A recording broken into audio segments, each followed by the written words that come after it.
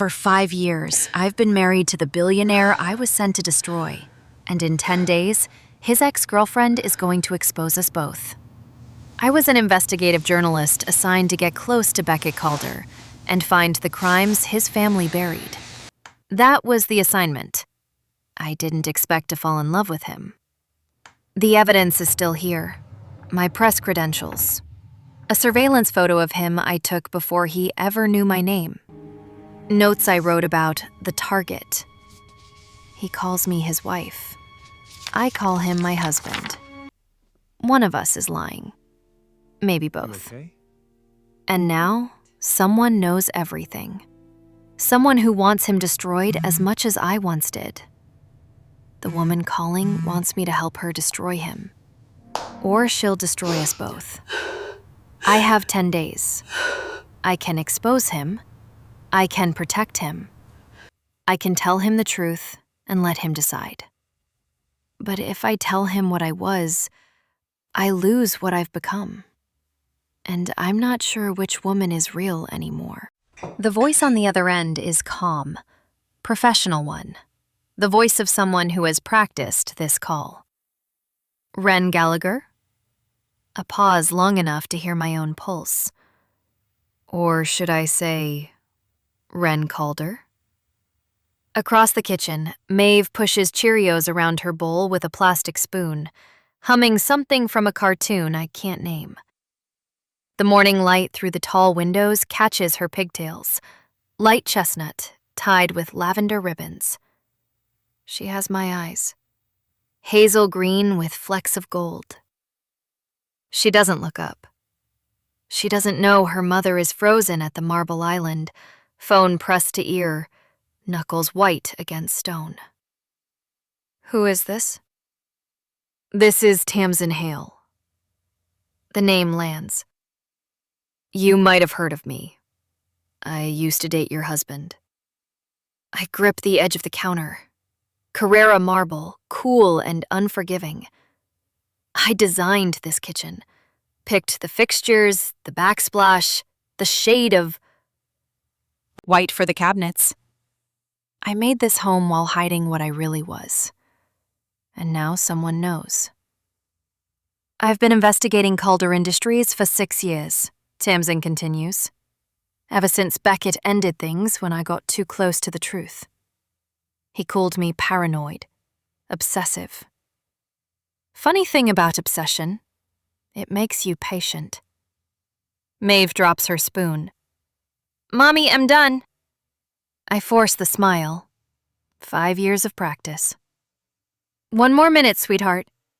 Tamsin's voice sharpens. I know what you were. I know what you did. I know you were sent to destroy him. And then you married him instead. I have to admit, that's a twist I didn't see coming. What do you want? Your files, your notes, whatever you gathered during your little undercover operation.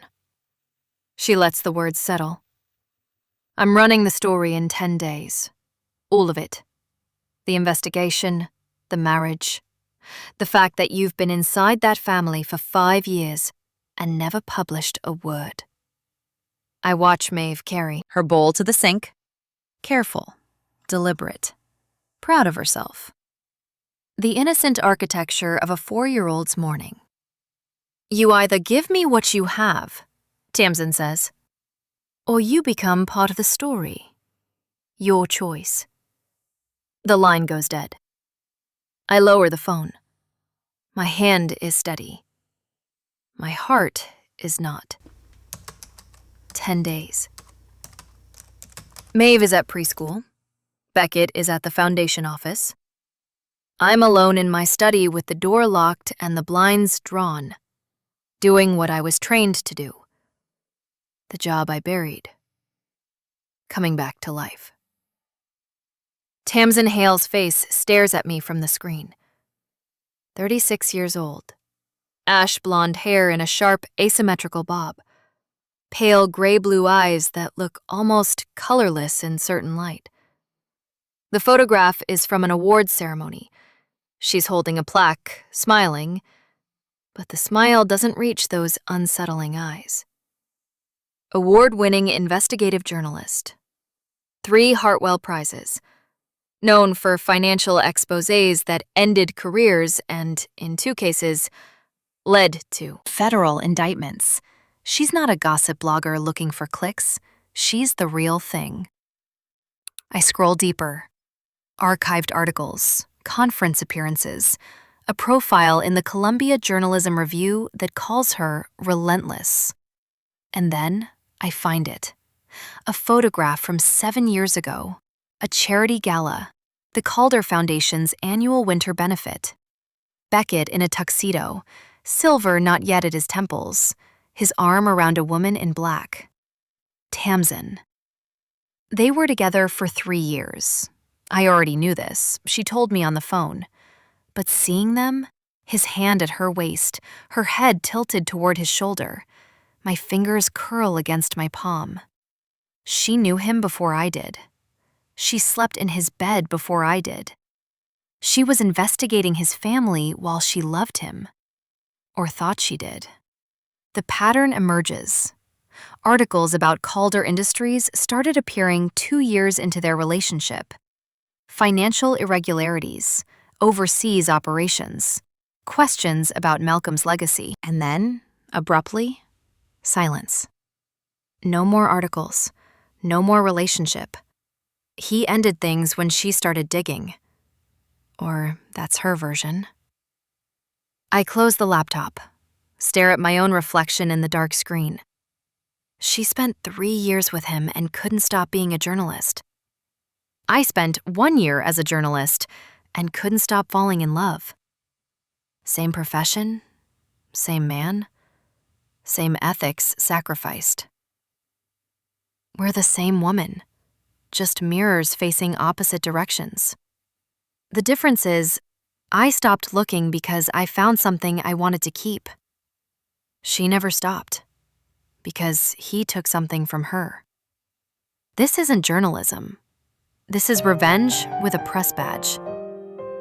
Midnight, day 2. Beckett's breathing is steady beside me, the deep rhythm of a man who trusts his world completely. I used to find it comforting. Tonight, it feels like evidence of everything I've hidden. I slip from the bed, bare feet on cold hardwood, down the hall to the closet. The hidden compartment opens with a familiar click. My fingers find the external drive in the dark, small, encrypted, exactly where I left it 4 years ago. I should have destroyed it years ago. Any rational person would have. But journalists don't destroy notes, even when the notes are a confession. The files open, time-stamped entries from 6 years ago, before Maeve, before the wedding, before the first time he told me he loved me, before I knew I'd love him back. Entry 4.17.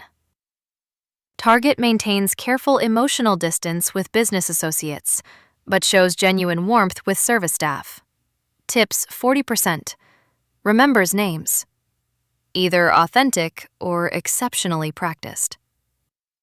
I remember writing that. I remember being surprised by it.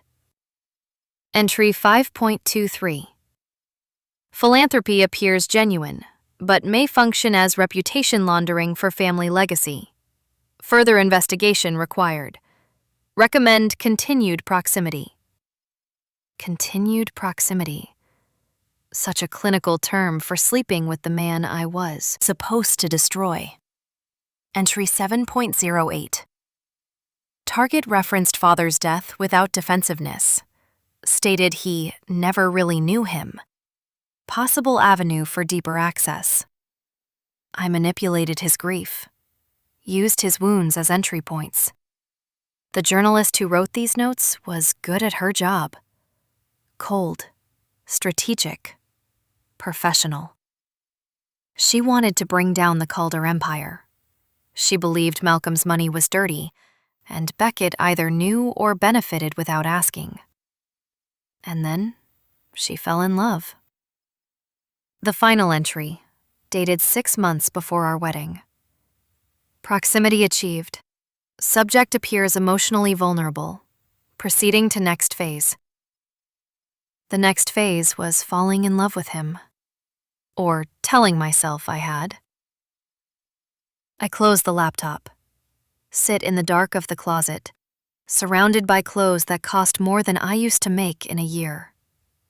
The woman who wrote those notes wanted to destroy him. That woman is gone. But I kept her files. 4 years of marriage. And I never Deleted them. What does that say about the woman who replaced her?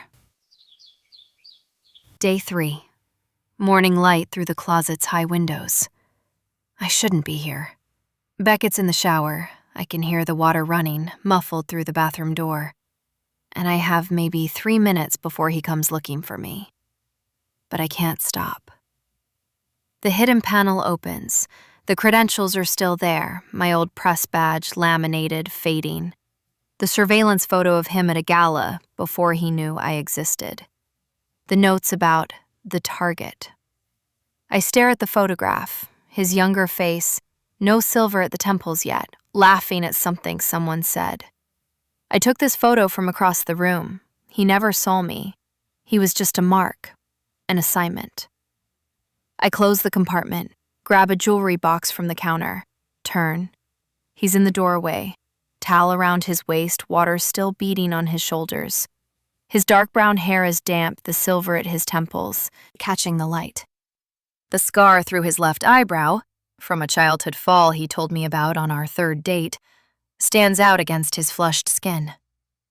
He's smiling. That warm, crinkle-eyed smile that made me forget I was working. "You okay?" he asks. My jaw doesn't clench. My voice doesn't waver. 5 years of this. I know every note of the performance. Perfect. I cross to him, cup his jaw with my free hand, the one not holding proof of his wife's original assignment. Just looking for earrings. I kiss him. Soft, practiced, and real. That's the part I can't explain, even to myself. When my lips touch his, something genuine moves through me. My body doesn't know I'm lying.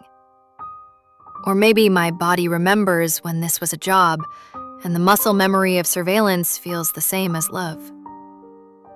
I don't know anymore. He pulls back, studies my face. "You've been distracted lately." Work stuff. The lie slides out before I've finished thinking it. "I'll tell you about it later." He nods, accepts it, turns to get dressed. I stand alone in our closet, surrounded by clothes I own and identities I've worn. The mask is still on, after 5 years. But I'm running out of faces. The envelope arrives that afternoon. No return address. Just my name, my married name, written in precise black ink. Inside, documents, photographs, financial records. Some of it I recognize immediately. Malcolm Calder's overseas operations. Factory photographs from facilities with blocked fire exits. Memos about local settlements and resolved through appropriate channels. The crimes of a dead man preserved in paper. Real. Damning. Proof of everything I suspected when I started this assignment 6 years ago. But some of it is wrong. Dates that don't align. Signatures that look like Beckett's but feel slightly off. The pressure wrong. The slant artificial. Documents referencing decisions he couldn't have made because I know where he was when they were supposedly signed. Truth and fabrication braided together. A note at the bottom, typed. Professional courtesy. 8 days remaining. TH. She's given me the evidence she's going to publish. And she's mixed lies with truth so completely that dismissing one means discrediting the other. If I say nothing, she publishes, and Beckett is destroyed by fabrications I could have exposed. If I expose the fabrications, I expose myself, my real identity, my original assignment, everything. The package sits on the kitchen counter where Maeve eats her morning cereal, where I designed every surface, where I built a life on an assignment I never completed. 8 days. And I can't tell truth from lies without going back to the beginning, without becoming the journalist I buried. Day 4, 7 days remaining. The documents cover every surface of my locked office: floor, desk, the window seat I used to read to Maeve in. I've been sorting since 4 a.m., organizing Tamsin's evidence into 3 categories: real, fake, unknown. The real pile is damning enough. Malcolm's overseas operations, factories in Southeast Asia with safety records that would make OSHA weep. Incident reports marked resolved through local channels. Photographs of facilities I recognize from my original investigation. Before I fell in love. Before I stopped looking. This is what I was supposed to find. This is what I buried. The fake pile is obvious, to me. Documents implicating Beckett directly in decisions made before he had signature authority. Memos dated when he was still in graduate school. Amateur hour fabrications that would collapse under scrutiny. But the unknown pile, that's what keeps me awake. I hold up a memo authorizing payment to a consulting firm in Geneva. Beckett's signature at the bottom. The date is 3 years ago, well within his tenure as foundation chairman. His handwriting, his name, but not his pressure. I know how he signs things. I've watched him do it hundreds of times. Quick, confident, the pen barely leaving the paper. This signature hesitates, lifts between the B and the E. Someone traced it from a sample. Someone who doesn't know him the way I do. I cross-reference the date with his calendar, still synced to mine from when I was tracking his movements for the assignment. March 14th, 3 years ago. He was in Tokyo. Foundation conference, 12-hour time difference. This document couldn't have been signed by him. But Tamsin didn't create it. The paper stock is different from her editions. The formatting matches internal Calder Industries documents. The metadata, when I run it through recovery software, shows creation on a computer registered to the company's legal department. Not Tamsin's computer. The family's. I lean back. The evidence package isn't just Tamsin's revenge wrapped in paper. It's layers. Fabrications from multiple sources, tangled together so tightly that exposing one means examining all of them. Someone inside the Calder family has been manufacturing evidence against Beckett. But why? Night. Day 4 bleeding into day 5. Beckett's hand finds my waist in the dark. His palm warm through my silk nightgown, fingers curling the way they have for 5 years. Automatic, familiar. The gesture of a husband who doesn't know he's touching a stranger. I flinch. His hand stills. I feel him wake fully, that shift from instinct to awareness. He doesn't pull away, doesn't ask, just waits. Bad dream, I whisper. Go back to sleep. He withdraws, slowly. The mattress shifts as he turns away. The gap between us measures maybe 8 inches. Neither of us crosses it. I wait until his breathing steadies. Then I slip from the bed and return to my office. The evidence package sits on my desk. All those carefully sorted piles, now stacked together. Real crimes, fake accusations. Unknown fragments that could be either. I hold a lighter to the corner. The logic is seductive. Let Tamsin publish. Her fabricated evidence will be exposed. I've already identified enough obvious fakes. Beckett will be exonerated. The real crimes stay buried. Malcolm's factory deaths, the bribes, the silenced families, all of it remains invisible. My identity stays hidden. The marriage survives. Maeve grows up with two parents who love each other. I can protect everything by doing nothing. The flame touches paper. The edge blackens, curls. I blow it out. Because protecting him through inaction is exactly what his family did. They built walls around him, kept him ignorant, let him sign checks for consulting fees without asking questions. And 11 workers died in a village called Sangiovese. I stare at the scorched edge of the document, a scar I'll see every time I open this file. I almost became them. The investigation continues. Day 5, 6 days remaining. The digital fingerprints don't lie. Document metadata, creation timestamps, network paths that leave traces like footprints in snow. The forged memo implicating Beckett, the one with the wrong signature pressure, was created on a computer registered to Calder Industries' legal department, specifically, a workstation in the office of Desmond Calder, Beckett's uncle, Malcolm's younger brother, the man who gave a toast at our wedding about welcoming Wren into the family. I dig deeper, cross-reference with the financial records I gathered during my original investigation. Payments to law firms that don't appear in any bar directory. Consulting fees to companies with no employees. The architecture of money moving through shell corporations, obscuring its purpose. One payment catches my eye. Quarterly transfers to something called Viridian Document Services, LLC. Registered in Delaware. No website, no physical address. Just a P.O. box that receives 6-figure checks every 90 days.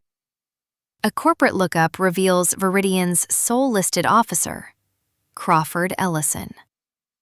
Crawford Ellison, the Calder family's attorney since before Beckett was born. The man who drafted his trust documents, who notarized our prenup, who shook my hand at the rehearsal dinner and told me Beckett was the best of them.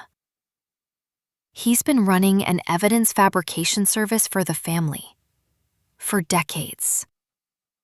The question is, fabricating evidence against Beckett or for him? I access an old Calder Industries server through a back door I planted 6 years ago. The credentials still work. IT never changed them because nobody knew to look. A folder labeled Deniability Protocol, BC. BC Beckett Calder.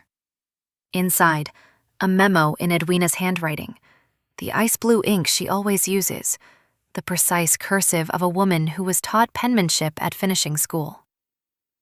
Deniability requires apparent guilt. If investigators find nothing suspicious, they will assume we are hiding something and dig deeper. But if they find obvious fabrications, documents that crumble under scrutiny, they will conclude the accusations are baseless. The noise of fake evidence drowns the signal of real crimes. Give them something to find. Make it easy to disprove. Let them think they've won. I read it again, and again. The family didn't frame Beckett. They inoculated him. They created fake evidence so obvious that anyone investigating would find it, expose it, and walk away satisfied.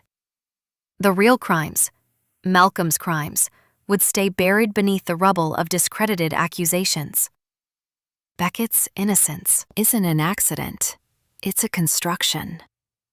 His mother built a wall around him, kept him ignorant, designed his ignorance like an architect designs a fortress. And the worst part? He let her.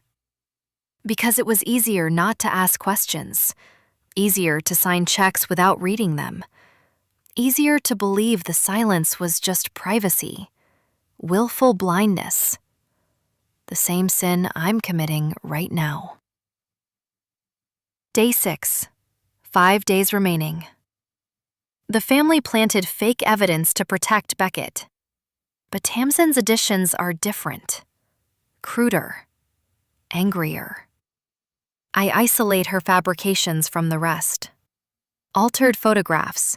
Metadata shows editing timestamps from image manipulation software. Financial documents with transaction dates that fall on bank holidays, when no wire transfers could have processed. Witness statements with inconsistent details that suggest coaching rather than organic memory. One name keeps appearing in the witness documents. Cordelia. Vance, a former Calder Industries accountant who left the company 8 years ago. I find her LinkedIn. Current position: forensic accounting consultant. Available for testimony in corporate litigation. Professional witness.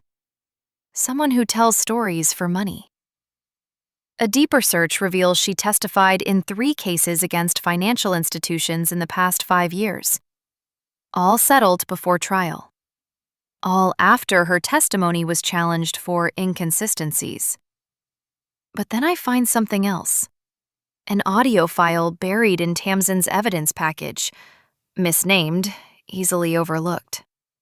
A voicemail Cordelia saved and apparently shared. Tamsin's voice fills my office. That sharp alto I remember from our phone call, but rawer now. Desperate. Cordelia, I need you to look at these documents again. I know what they mean. I know what he did. A breath. Ragged. I just need you to help me prove it. The way we discussed. The way that makes sense of what I already know is true. The confession of a journalist who lost her way. She was right. Crimes did happen. Malcolm's factories killed people. The Calder fortune is blood money. But she aimed at the wrong Calder. And when she couldn't find clean proof against Beckett specifically, she created it. Because she needed him to be guilty. Because if he wasn't guilty, if she'd spent 6 years hunting an innocent man, then what did that make her? Obsessive, paranoid, exactly what he called her when he ended things. I close the laptop, stare at my own reflection in the dark screen. Same job, same target, same line crossed. The difference is which direction we fell. I fell in love. I stopped looking because I wanted to protect what I'd found. She fell into obsession. She kept looking because she couldn't bear being wrong. 2 mirrors facing each other, neither one whole. Day 7, 4 days remaining. The back door I planted in Calder Industries server 6 years ago still works. Old credentials, old access, old Ren, reaching through time to help the woman I became. Folder after folder. Operations records from the 1990s and early 2000s. Before sustainability reports. Before corporate responsibility became a marketing strategy. Before anyone was watching. I open the first folder and find a factory inspection from 1996. Quang Nam Province, Vietnam. The report is clinical. Fire exits blocked by inventory overflow. Electrical wiring exposed. No sprinkler system. Inspector recommends immediate closure pending safety upgrades. The next document is a memo, signed by Malcolm Calder. Close inspection without implementing changes. Redirect inspector to alternative facility. Bonus approved for compliance. 18 months later, an incident report. Fire in the Quang Nam facility. 17 workers trapped. 11 dead. Average age, 23. I keep reading. The pattern repeats. Across continents. Indonesia, Bangladesh, Honduras. Safety violations documented, then buried. Workers injured, then paid in amounts that wouldn't cover a month of American health care. Families of the dead receiving settlements, $30,000 for a life in Dhaka, $25,000 for a life in Tegucigalpa, and a folder labeled Sangiovese, a village in northern Italy where a textile factory supplied luxury fabric to American retailers. A fire in 2003, 11 workers dead. Their names listed in careful Italian handwriting. The settlement? $340,000 total. Less than $31,000 per life. I designed Maeve's nursery last year. The custom wallpaper alone cost $47,000. Her nursery cost more than 11 dead workers. But that's Malcolm's crime. Malcolm, who died 10 years ago, who never faced consequences, who has a hospital wing named after him. Beckett didn't do this. Except current files this year. This month. Quarterly payments to Viridian Consulting Services. The same shell company Crawford Ellison runs. The same one paying for evidence fabrication and witness management. And at the bottom of every payment authorization? Beckett Calder's signature. Real signature this time. The confident stroke. The pen that doesn't lift.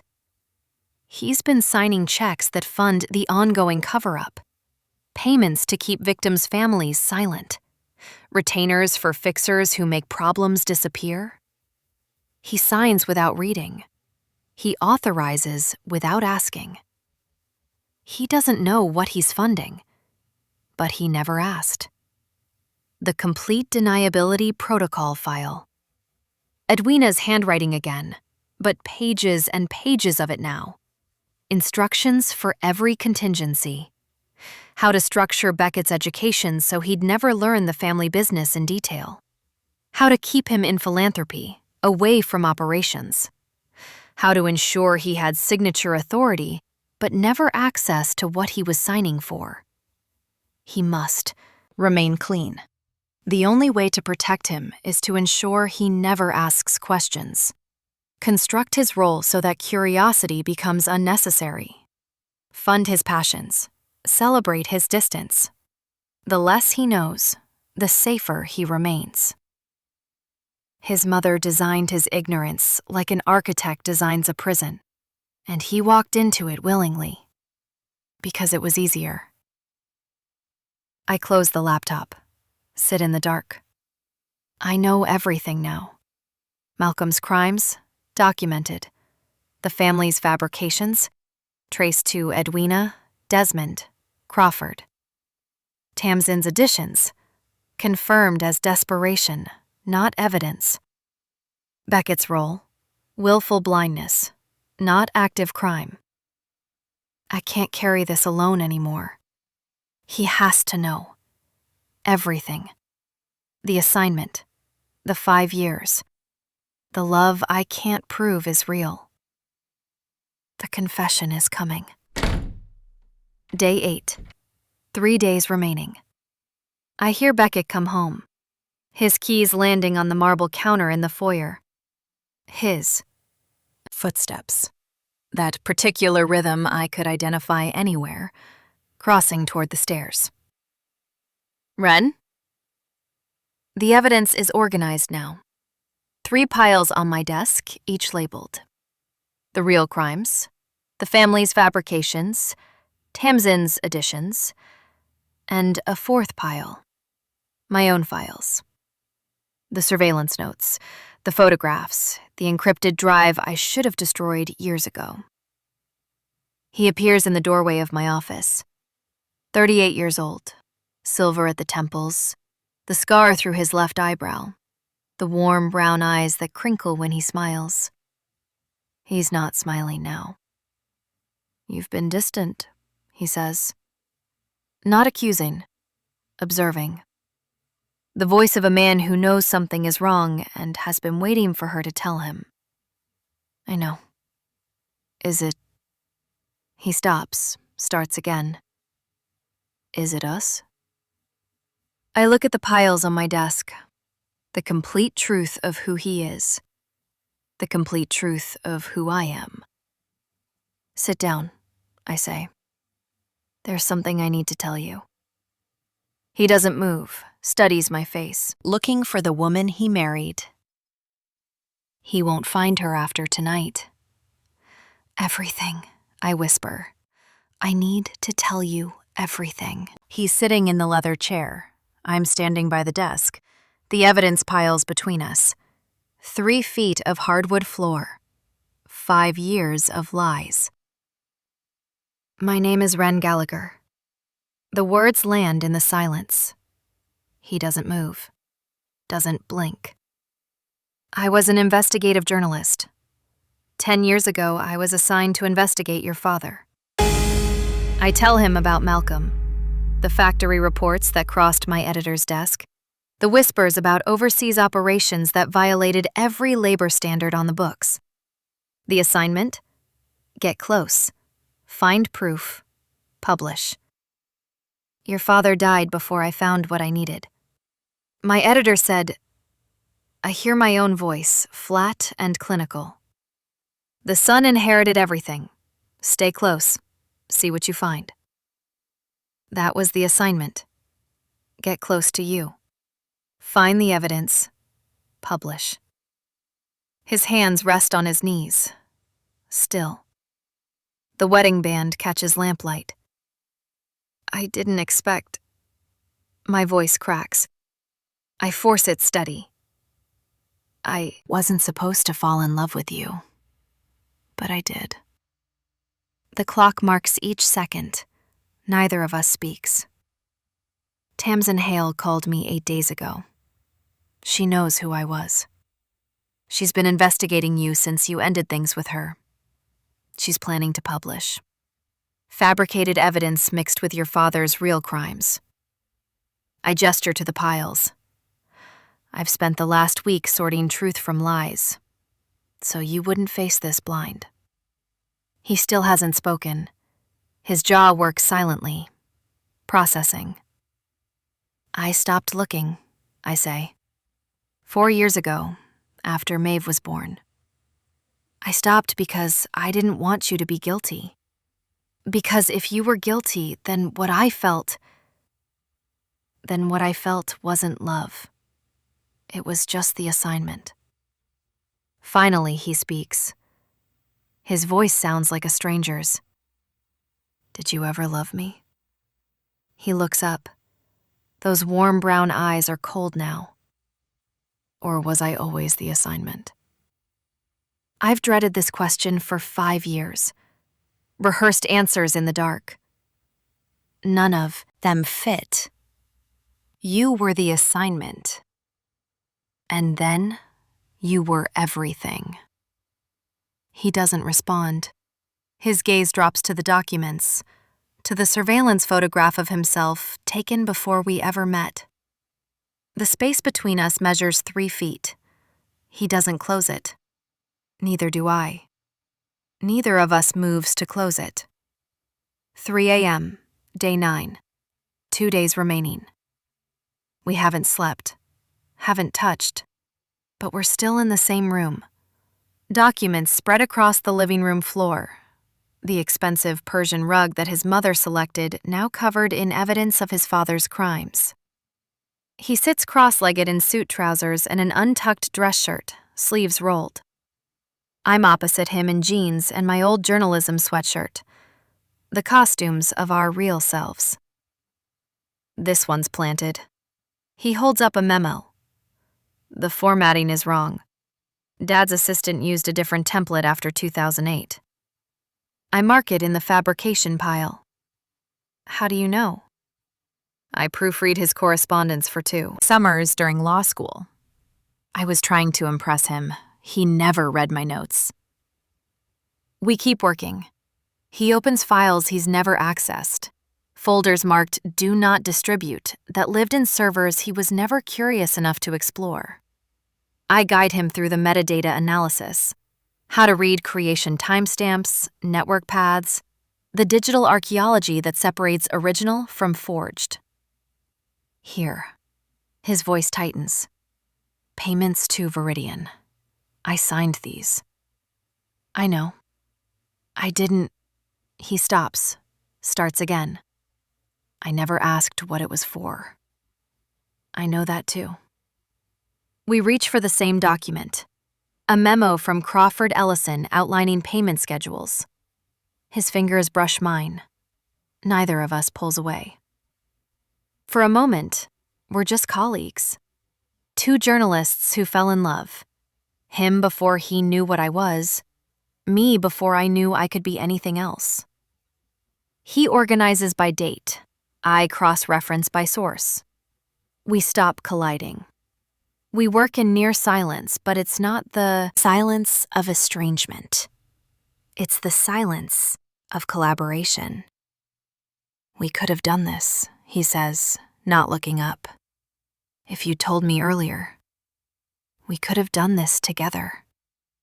I don't answer because he's right, and because I'll never know if I would have told him if Tamsin hadn't forced my hand. By dawn, the picture is complete. Malcolm's crimes, Edwina's cover-up, Desmond's forgeries, Crawford's architecture, Tamsin's additions. The question was never, is he guilty? The question is, what do we do now that we both know? He finds it himself. I didn't point him there. A folder at the bottom of the archive, labeled in his mother's handwriting. Ice blue ink, perfect cursive.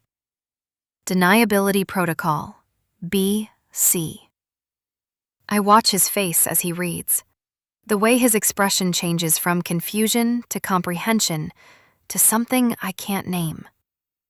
He must remain clean. He reads aloud, hollow voice.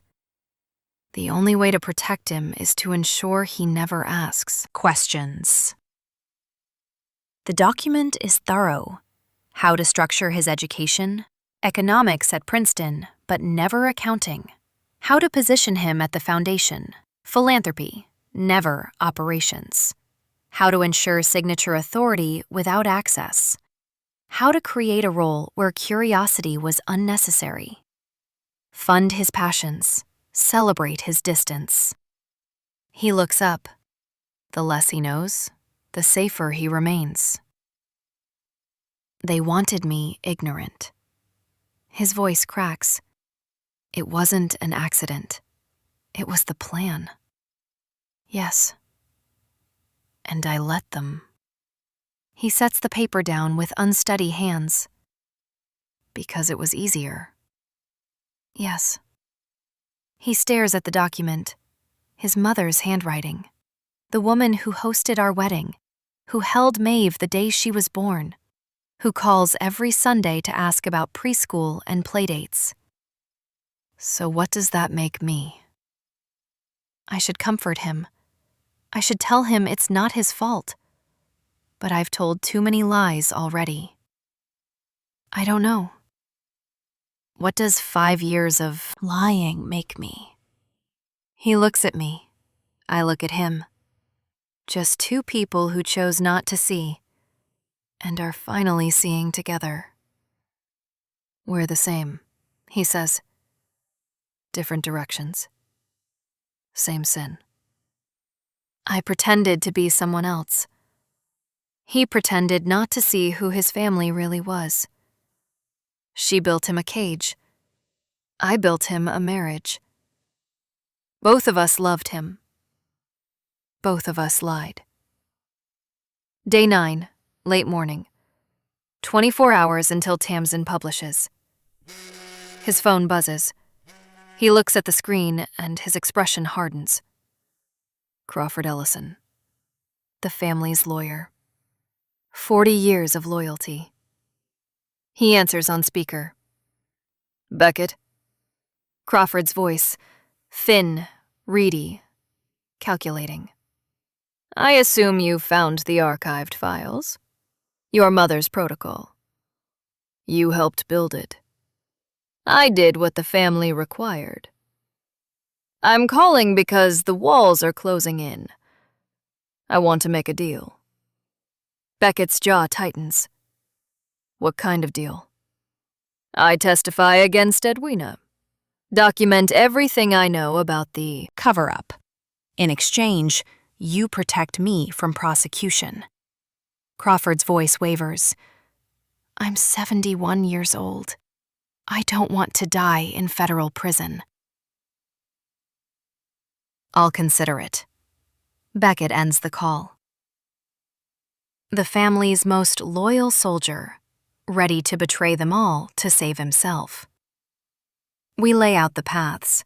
I write them on legal paper, the way I would outline a story. Option 1. Let Tamsin publish. Her fabrications get exposed. Beckett is exonerated. Malcolm's real crimes stay buried. My identity stays hidden. The lies continue. Option 2. Expose only Tamsin's fabrications. She's discredited, but the family's planted evidence surfaces too. Scrutiny increases. Real crimes emerge, messily, without context. Option 3. Expose everything ourselves. Malcolm's crimes, family cover-up, Tamsin's fabrications, my identity. Total transparency. Total destruction. Option 4. He goes public alone. Exposes his father, mother, uncle, lawyers. Announces compensation for victims. Controls the narrative. And leaves me out of it completely. Option 4 protects you and Maeve. His voice is steady now, decided. At least for a while. And destroys you. I'm already destroyed. He looks at the evidence, at the photo of 11 dead workers in Sangiovese. The question is whether destruction accomplishes something. Mommy? Daddy? Maeve stands in the doorway. Light chestnut pigtails, lavender ribbons, constellation pajamas. She never changed out of them. Why aren't you sleeping?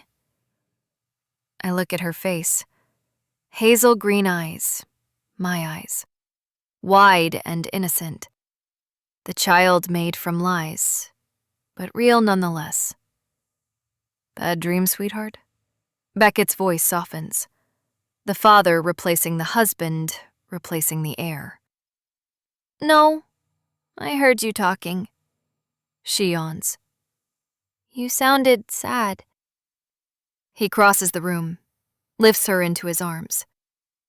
Sometimes grown-ups have to talk about sad things. He carries her toward the hall. Let's get you back to bed. I watch them go. The target who became my husband, the daughter we made together. Whatever lies built this family, they're real now. When he returns, his decision is made. I'll hold a press conference tomorrow. Tell everything, except you. He meets my eyes. Maeve doesn't need to know her mother was on assignment. Not yet. Maybe not ever. You're protecting me. I'm protecting her. And maybe I'm doing the first honest thing I've ever done. Day 10, 2 hours before Tamsin's deadline. I watch it on the living room television. The same screen where Maeve watches cartoons. The same couch where we've spent 5 years of Sunday mornings. The Calder Foundation's main hall. Portraits of Malcolm on the walls behind the podium. Brass nameplates, marble floors. The architecture of old money, built on bodies nobody counted. Beckett stands alone. No family beside him. No lawyers, no prepared remarks from communications professionals.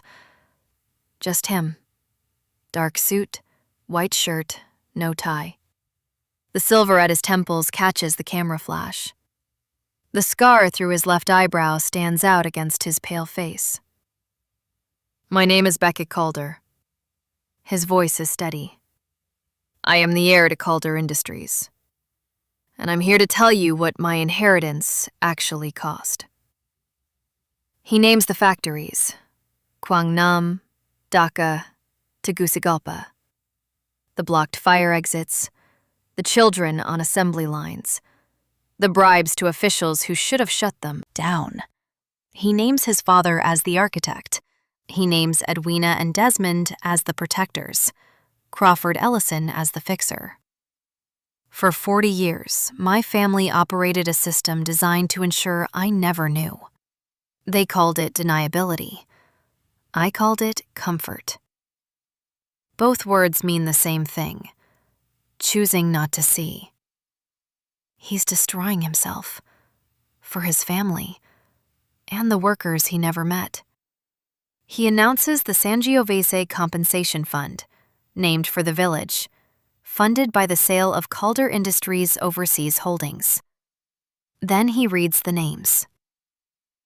11 names. Italian, Vietnamese, Bangladeshi.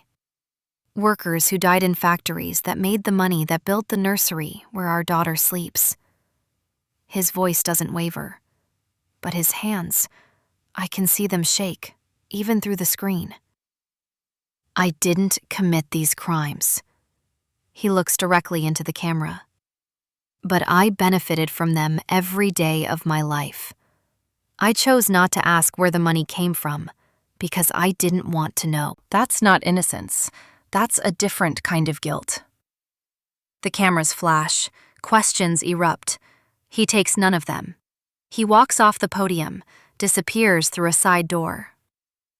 He just destroyed himself. For me. For Maeve. For 11 workers he never met. For the first honest thing he's ever done. The fallout begins within the hour. Edwina Calder, Beckett's mother, the architect of his designed ignorance, sits alone in the east wing of the Calder estate.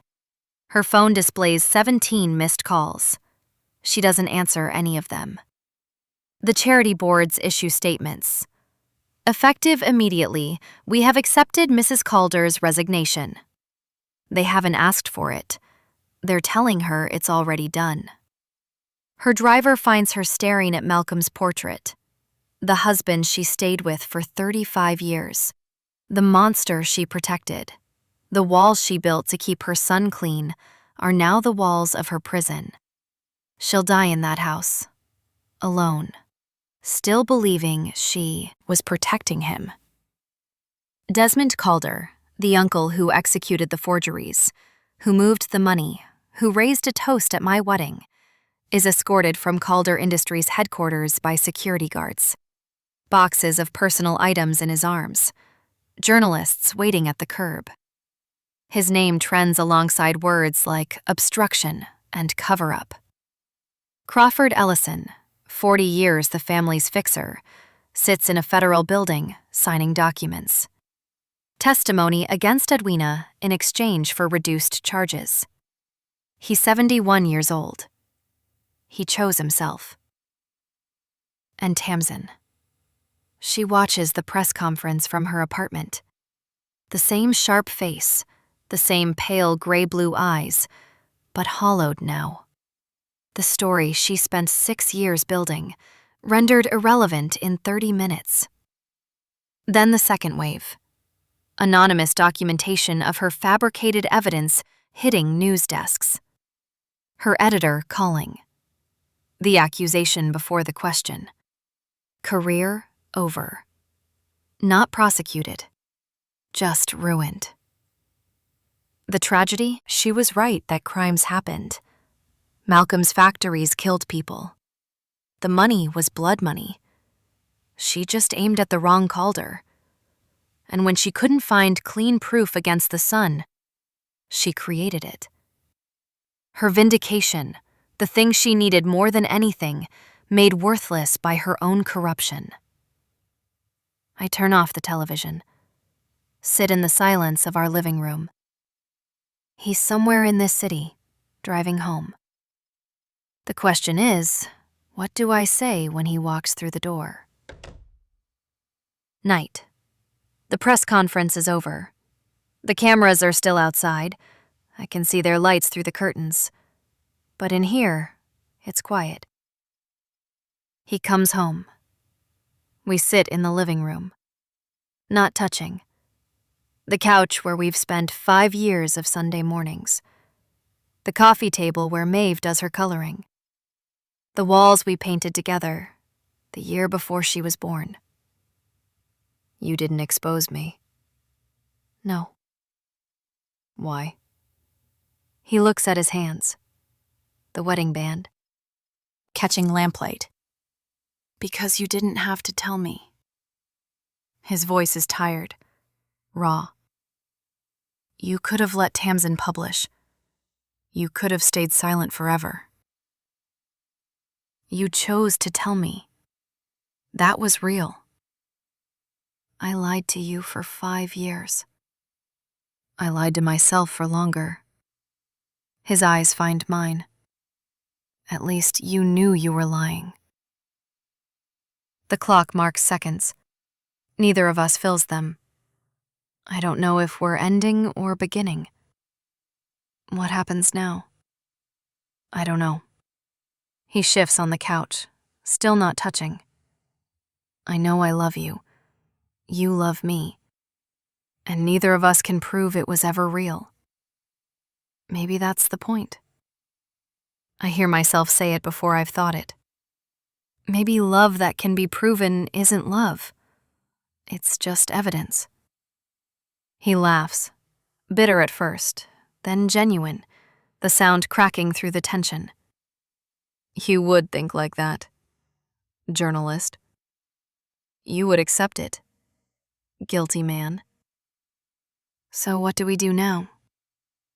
I don't know how to be married to someone I'm still learning to trust. And I don't know how to deserve it, not after what I did to earn it. We sit with that. 2 people in the ruins of everything we built. Mommy? Daddy? Maeve, standing in the doorway. Constellation pajamas, light chestnut pigtails coming loose. Hazel green eyes, my eyes, heavy with sleep. I had a bad dream. We look at each other. Just 2 people who finally see each other clearly. I'll go, he says. No, I stand. We'll both go. We walk to our daughter together. Later, Maeve's room. The constellation nightlight casts stars across the ceiling. She's asleep between us. 4 years old, made from lies, but real. We're both awake, not touching, except where our hands find each other, across her small body. His fingers lace through mine, or mine through his. I can't tell who reached first. I don't know if we stay together. I know we stayed that night. And for 2 people who spent years not looking, that's a start. The walk-in closet. Morning light through the high windows. The same space where I hid who I was. The same panel where I kept the evidence of another woman's life. He's seen it all now. The credentials, the photograph, the notes that called him target. He picked up his own surveillance image, studied the man he was before I found him. Then he closed the compartment, not to hide it, just because we both know what's there. I think we should redecorate. I laugh. I can't help it. The sound surprises both of us. We're standing in a closet full of clothes that cost more than I used to make in a year. In a house built on money that 11 workers died to create. In a marriage that started as an assignment and became... what? I don't know what to call it. Love seems too simple. Deception seems too harsh. maybe there's no word for it. What grows when two people stop pretending at the same time? He looked away for decades. I lied for 5 years. Neither of us is the villain. Neither of us is the victim. We're just two people who finally saw each other clearly and decided that what we saw was worth staying for. I don't know if we'll make it. Neither does he. But for us, after all those years of looking away, choosing to see is everything. Our hands reach toward each other, almost touching. The gap measures inches. We're still here. This is American Billionaire Tales, where fortune meets fate. And sometimes, where two people choose to rebuild on ruins. If this story stayed with you, if it asked questions you're still turning over, leave a comment and tell us what you would have done. Like, subscribe, and we'll see you in the next one.